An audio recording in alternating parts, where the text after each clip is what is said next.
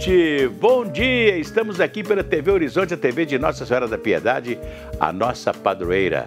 Bom dia para você que já está aí conosco, minha amiga dona de casa, companheira de todas as manhãs. Pois é, deixa meu papelzinho caiu aqui, tem que apanhar aqui, né?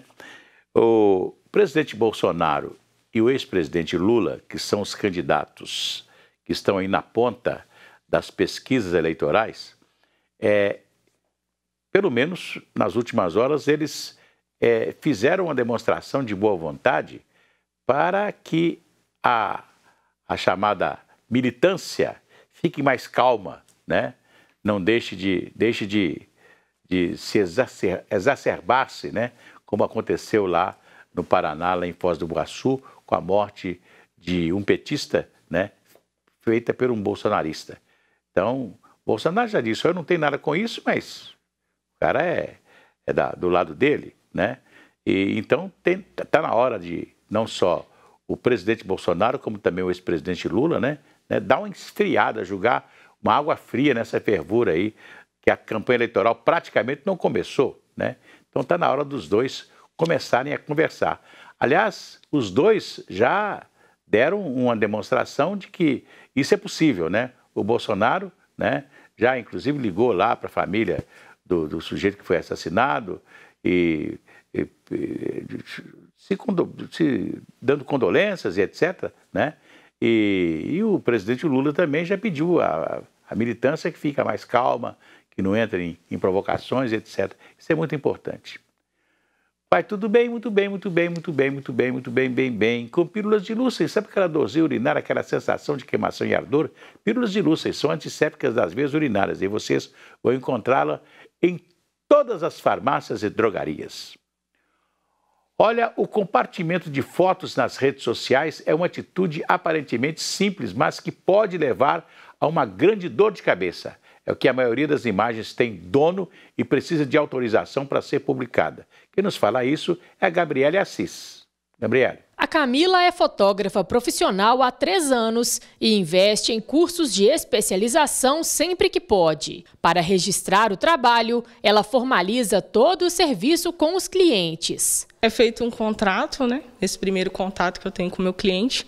É passado todas as informações e orientações sobre o tipo de serviço que ele está contratando, seja um ensaio, seja uma cobertura de evento. E dentro desse contrato vai todas as cláusulas explicando. Então, qualquer dúvida que o cliente tenha, ele tem a total liberdade de estar conversando comigo. Da mesma forma que a Camila, muitas empresas e profissionais vivem da comercialização de fotografias. Para identificar as fotos, eles usam assinaturas digitais e logomarcas. Todas as minhas fotos elas vão assinadas, né, com a minha marca, que é Camila Silva Fotografia, todas elas. E se as fotos têm dono, elas precisam de autorização para serem publicadas. Mesmo na internet, os direitos de imagem continuam valendo. Toda imagem que está na internet, uma imagem que foi criada por alguém, ela é protegida tanto pela Constituição como pela Lei de Direitos Autorais. Então, todas essas imagens que a gente vê na internet, elas têm por trás uma pessoa que as produziu. Então, essa pessoa ela possui o direito sobre essa imagem. Por isso, para repostar, divulgar ou publicar essas fotos, é preciso solicitar formalmente. As imagens que pertencem ou à pessoa física, né, ou uma agência, que seria uma pessoa jurídica, o procedimento é o mesmo. Deve-se entrar em contato, né, e pedir autorização formal. E quando for publicar essa imagem, é importante dar o crédito, né, para a pessoa que produziu, né, ou a pessoa física ou a agência. E lembrando que o fato de dar o crédito não exime a responsabilidade de pegar essa autorização. Então, são coisas que devem andar juntas, não é um procedimento separado do outro. Assim, sem a autorização do fotógrafo ou da empresa proprietária da imagem, não é recomendável a publicação do registro. Essa pessoa pode ser responsabilizada de diversas formas, né? Ela pode ser responsabilizada a pagar por esse direito autoral do uso dessa imagem, a retirada da imagem, né, de onde ela foi publicada. Pode ser, né, responsabilizada no sentido de pagar alguma indenização para aquele autor da imagem. E isso pode ser até um crime, dependendo da forma como essa imagem foi utilizada. Afinal, o trabalho de um fotógrafo é também uma arte. Uma fotografia profissional, você está contratando uma pessoa que ela entende do momento que você vai viver, daquele cuidado. Então, ela vai fazer da melhor forma. Porque, às vezes, celular, a gente só pega, faz uma imagem, às vezes não fica legal e não traz aquela lembrança que você gostaria. Um profissional, ele vai garantir a qualidade da imagem, além de estar registrando um momento que vai ficar para o resto da sua vida. Por isso, é muito importante que você invista num profissional qualificado. Pois é muito comum. Eu, por exemplo, que... né, a gente é uma figura popular, e onde você chega, as pessoas, eu gostaria de tirar um retrato aqui com você para mostrar para minha mãe, para meu pai, ou mesmo a pessoa quer uma lembrança daquele momento, né? E isso acontece muito comigo quando eu vou fazer shows, vou estar nos lugares, aí, isso é muito comum, eu vou muito ao Mercado Central e sempre encontro alguém querendo uma foto comigo. E tem pessoas que falam assim, eu posso publicar? Né? Quer dizer, eu autorizo, pode publicar, não tem problema nenhum, porque é uma foto sem maiores consequências, né? Mas é verdade isso, né? Vou lembrar aqui de um caso, eu ajudava um pessoal sempre ajudei o pessoal de música na cidade e tal, e um conjunto de serestas chamado Diamantina e Serenata foi fazer eu consegui a gravação de um LP na gravadora Cid, e naquela época você tinha que pagar para fazer uma gravação de um LP, porque você não era um artista contratado, você era um artista independente, né? Então o cara conseguiu, não, pode gravar e tal, eu tiro tantos discos para vocês vendem aí e tal, vocês comprando já está ótimo e tal. E fizemos a gravação, que deu um trabalho muito grande e tal.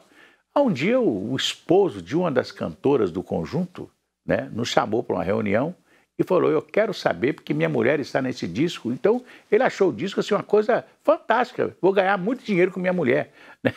Nós estávamos com problema para pagar a gravação no estúdio, né? Estava ajuntando dinheiro para pagar a gravação. Não falou assim, já que você chegou numa hora boa, você está pensando que é fácil, nós estamos devendo o estúdio. Você quer pagar o estúdio, então? Porque gravação não dá dinheiro assim não, né? Ele pensava que a mulher dele estava num disco e esse negócio ia ser assim um negócio, todo mundo ia ficar milionário com o disco e tal, e não é assim, né? É isso aí. Pois é, agora eu quero lembrar a você o seguinte, houve um acidente hoje no anel rodoviário, um acidente que era praticamente uma coisa que era um acidente que a gente previa que poderia acontecer a qualquer momento. Até porque o DENIT, que é o responsável pelo anel rodoviário, nunca cuidou do anel rodoviário como deveria cuidar, né? Também o DR, mesma coisa. O DR é o responsável pela via expressa. Vai lá para você ver, né? Na beira da via expressa ali tem favelas que foram instaladas ali há muitos anos, né? E quando foi feita a reforma do anel rodoviário, ainda no governo do Maurício Campos, do Francelino Pereira, quando o ministro dos Transportes era o Eliseu Rezende, foi feita uma reforma no anel rodoviário, duplicado o anel rodoviário e etc., né? E logo depois veio a iluminação. E um lugar que seria uma área verde, um jardim, uma coisa assim, né, deu lugar a uma favela. Porque o DENIT nunca fiscalizou, né? Porque se você deixar, o sujeito coloca uma favela na Praça 7. O cara que constrói o primeiro barracãozinho na Praça 7, vem outro, e todo mundo vai para a Praça 7. Ó, você não quer morar no centro nevrálgico da cidade? Não é verdade? Então, não fiscalizou e deixou favelizar. E ali podendo ter um acidente, né, a qualquer momento, porque o transporte de carga pesado que passa ali é um negócio sério, né? Aconteceu esse acidente, né? Como também pode acontecer um acidente a qualquer momento no anel rodoviário, entre o anel rodoviário e a Avenida Tereza Cristina, ali quase no viaduto sobre a Tereza Cristina, no anel rodoviário, ali próximo ao bairro das Indústrias, e do outro lado, o outro bairro ali, que é o Campo Alegre, o Vista Alegre, né? Então, ali formou-se uma favela de um dia para a noite, né? E um perigo também, porque pode vir um carro, um caminhão, né? E acontece muitos acidentes na região lá antes um pouquinho dessa favela, onde ela foi instalada, antes um pouquinho ali na descida da Betânia, tem sempre acidente, né? Qualquer momento é uma tragédia anunciada, né? Pode acontecer um acidente lá, porque o pessoal colocou os barracõezinhos na beira do anel rodoviário, sem que houvesse uma fiscalização, não só da prefeitura, no caso também da Tereza Cristina, e também no caso do anel rodoviário, no caso do DENIT, né? Então, quer dizer, ninguém fiscaliza nada. E parece uma casa de mãe Joana, as pessoas vão construindo onde querem, não é verdade? E depois vem as consequências. Aí, porque nós estamos aqui, mas escuta aqui, as pessoas se instalaram lá não sabendo do perigo que poderia ocasionar uma casa na beira da estrada. E esse tal de Vila da Luz, né, porque lá tem 2 postes imensos de luz, que eram postes para iluminar ali aquela região ali do anel rodoviário com a estrada, com a MG 262 que vai para Sabará, com o início ali da 381 que vai para o leste de Minas Gerais, né? Quer dizer, todo mundo sabia que aquilo ali nunca foi um lugar para moradia. Mas as pessoas se instalaram lá e estão lá, né? E hoje, para você tirar de lá, você tem que pagar um absurdo, a desapropriação, para tirar as pessoas que estão lá, né? Então, veio um acidente, né? E aí, graças a Deus que não morreu ninguém. Mas 7 barracões acabaram com o caminhão que, desgovernado, furou um pneu e o motorista perdeu o controle do caminhão. O caminhão entrou nas casas, né? Isso pode acontecer também, sabe onde? Ali no anel rodoviário, diante ali do viaduto ali do São Francisco, sob Antônio Carlos. Ali também as pessoas inadvertidamente construíram barracões ali, não é verdade? A gente sabe que existe pobreza, que existe necessidade de moradia, mas tem coisas que não pode deixar. Uma boa notícia: o Tribunal Regional Federal da 6ª Região, que foi criado para ficar em Minas Gerais, vai ser inaugurado, vai ser instalado no dia 19 de agosto, né? Já existem prédios ali na Avenida Álvares Cabral, quase na contorno ali, no bairro Santo Agostinho, vários prédios ali que foram desapropriados que são da Justiça Federal. Um dos prédios vai ficar com o Tribunal Regional Federal da 6ª Região, o que vai aliviar, porque os nossos processos aqui da Justiça Federal para o tribunal, o segundo tribunal, né, você tinha que resolver em Brasília, no Tribunal de Brasília, que ficava, né, cheio de serviço, né, e que nunca resolvia o problema da Justiça Federal de Minas Gerais. Agora nós teremos aqui, no próprio Estado, a Justiça Federal da 6ª Região, o Tribunal Regional Federal da 6ª Região. É uma boa notícia, né? É isso aí. Dia 19 de agosto vai ser instalado. E os juízes aqui do Tribunal aqui de Justiça Federal de Minas Gerais é que vão chegar a desembargadores, né? E que vão ocupar cargos nesse tribunal que vai ser instalado. Então, segundo a própria Justiça Federal, não vai haver aumento de despesa, porque os funcionários que já estão na Justiça Federal aqui vão ocupar cargos nesse Tribunal Regional Federal.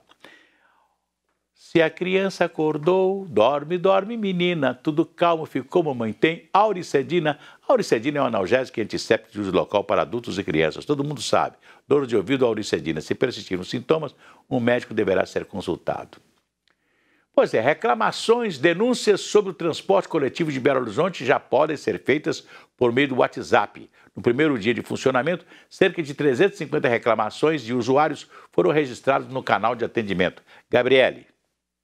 Para registrar a reclamação, o usuário deve mandar uma mensagem para o número 31 98472 5715, informando o número da linha, o número do veículo, o dia e horário do acontecido e um breve relato sobre o episódio.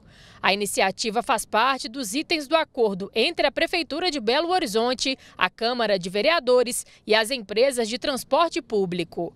A proposta oferece um subsídio de R$ 237,5 milhões às concessionárias, em troca do aumento no número de viagens, congelamento do valor das passagens até março de 2023 e outras condições, como o canal de reclamações. Sempre cheio, muito demorado, o valor da passagem, querendo ou não, tá alto, né? Também entendo que o combustível tudo aumentou, é óbvio que também a passagem aumentaria, mas só que pelo valor acho que deveria ser umas condições melhores.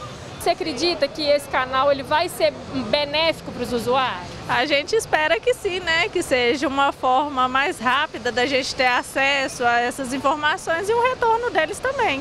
Que eles possam nos dar um retorno, né? Sobre tudo que a gente busca aí de melhoria. Você percebe que tem uma precariedade absurda dentro dos ônibus. A gente sabe que é público, mas não é porque é público que tem que ser mal cuidado. Então, assim, muita sujeira, coisa quebrada, luz às vezes não funciona quando passa dentro do túnel ali, né? Não funciona a luz, então muito precário mesmo. Você acredita que esse canal de comunicação direto com a prefeitura, ele vai ser benéfico para os usuários? A gente espera que sim, né? Porque a gente fala e não adianta em nada. Tem até telefone para ligar, mas é sempre bom um canal a mais, né? A gente espera que tenha esse resultado. O primeiro repasse do subsídio da Prefeitura de Belo Horizonte às empresas de transporte público da capital aconteceu esta semana no valor de R$ 90 milhões. Com isso, as empresas têm que aumentar as operações em 15%. A partir do dia 15 de julho, o aumento deve ser de 30% da frota. O descumprimento das etapas pode implicar na suspensão do subsídio. Segundo a Prefeitura, a verificação das atividades está sendo feita no Centro Integrado de Operações de Belo Horizonte e por fiscais que estão nas ruas e terminais de ônibus. Pois é, eu gosto de contar essa história. Esse sistema de transporte que nós temos aí hoje em Belo Horizonte, ele foi criado em 1979. Existia uma empresa parada no governo estadual que chamava... a empresa foi criada para administrar o metrô de Belo Horizonte, chamava Metrobel. E a empresa estava parada. E até então não tinha metropolitano de Belo Horizonte. Aí fizeram essa empresa e fizeram ela de transporte e tráfego, né? E aí criar esse sistema de transporte de bairro a bairro, e etc e tal, aumentar a passagem. Porque se você vem do Salgado Filho à Vila Ermelinda, né, passando pelo centro da cidade, e paga uma tarifa de R$ 4,50, se você viesse do Salgado Filho até o centro da cidade, você teria que pagar R$ 2,00, não é verdade? E o ônibus voltava outra vez, né? Só que fizeram hoje, todos os ônibus dão um passeio pelo centro da cidade. Olha, tem um congestionamento de ônibus no centro da cidade. Porque o ônibus podia chegar no centro, perto do centro, como era antigamente, e voltar para o bairro, né? Era rápido, o transporte seria rápido, né? Hoje não é mais rápido. Por exemplo, eu lembro que na Nova Esperança, você tinha um transporte coletivo que vinha do centro, da Nova Esperança, até o centro da cidade, ali no máximo na Rua Guarani, na Avenida Paraná e etc. Tal. Hoje, esse mesmo transporte coletivo vai lá no Santa Efigênia, lá no bairro Cardoso. Então, quer dizer, um transporte que ia rápido e voltava, você fazia com 3, 4 ônibus a linha, que era ótima, né? Passou a ser uma linha difícil, né? Porque o ônibus ele se perde no centro da cidade. E não teve ninguém com coragem para mudar isso, infelizmente, né? E outra coisa, deixar o ônibus sem reajustar a passagem também. Então o transporte foi ficando cada dia pior, né? Então vamos ver se essas coisas melhoram agora. Olha, beneficiários do Auxílio Brasil devem ficar atentos para a atualização dos dados para o recebimento do benefício que pode ter aumento. O Vinícius Andrade fala conosco sobre isso. Vinícius. Para receber o Auxílio Brasil, interessados devem fazer o cadastro junto ao seu município. Em Belo Horizonte, ele é feito de forma presencial nos 26 Centros de Referência de Assistência Social ou nas 9 regionais da capital, por meio das Diretorias Regionais de Assistência Social. O responsável familiar, com no mínimo 16 anos, deverá levar CPF e título de eleitor quando comparecer aos pontos de atendimento. É necessário também apresentar documentos complementares e de cada pessoa que mora no domicílio, como CPF, carteira de identidade, carteira de trabalho, título de eleitor, certidão de nascimento ou de casamento, comprovante de residência, comprovante de matrícula na escola de crianças e adolescentes. Os endereços dos postos de cadastramento da cidade podem ser consultados no site da Prefeitura, prefeitura.pbh.gov.br. Porém, o recebimento automático não é garantido, pois é necessário aguardar a autorização do governo federal, que avaliará se a pessoa tem direito ao benefício. Para ter informações do seu cadastro no programa social do governo, você pode baixar o Auxílio Brasil, disponível nas lojas de aplicativo do seu celular. Pois é, nós tivemos ontem a PEC dos auxílios aprovada em primeiro turno lá no Congresso Nacional, na Câmara Federal, né? Essa PEC já foi aprovada no Senado, agora é na Câmara Federal, né? Todo mundo está xingando, porque isso aí é uma PEC eleitoreira, isso e aquilo. Há uma dificuldade para as pessoas mais pobres sobreviverem hoje, porque o problema não é só no Brasil, não. A inflação, as dificuldades são em todos os países do mundo, principalmente depois dessa... Quando o mundo começava a retomar o crescimento, veio essa guerra lá, essa guerra besta, né, lá da Rússia com a Ucrânia, né?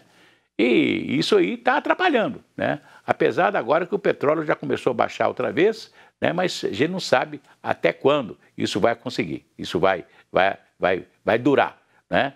Agora, eu vou lembrar aqui do Luiz Gonzaga, que dizia que a esmola, né, ela vicia o cidadão ou humilha, né?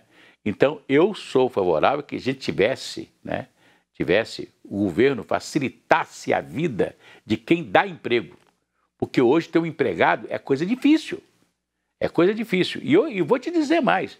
Tem pessoas que falam assim, você está querendo, eu estou querendo que você trabalhe aqui comigo, você não posso. Por quê? Porque eu tenho Bolsa Família e então não posso ter emprego. Não pode ter emprego. Pode ter emprego sim, ué, né? Você tem pouco sujeito para trabalhar, porque só o trabalho é que vai mudar a vida das pessoas, né? O trabalho é a escola, né? Você dá escola à criança agora, né? Nesta fase maravilhosa. Eu falo assim, eu gostaria que na beira de uma favela dessa aqui de Belo Horizonte, né, nós tivéssemos uma escola de tempo integral, onde a criança entrasse às 7 horas da manhã, saísse às 7 horas da noite, para você mais tarde mudar a geração. Aquela geração ali precisa ser mudada, não é verdade? Porque a escola, hoje eu vi, por exemplo, uma dona dizendo que está impossível, uma professora, impossível lecionar nas escolas do estado, principalmente em algumas cidades aqui da região metropolitana, por causa da violência dos alunos. Ô minha filha, eu gostaria de falar isso aqui há muito tempo. Olha aqui, está tendo violência na escola porque as crianças não têm pai e mãe. Porque se tivesse educação em casa, né, tivesse educação de pai e mãe, não teria acontecido isso não. Quem tem educação de pai e mãe é diferente, né? Só que tem que hoje, infelizmente, pai e mãe estão fora da casa, né? A criança está sozinha, infelizmente. E não é, a escola não tem educação de dar educação de comportamento a aluno nenhum. Tem que dar sabedoria, né? Amanhã a gente volta.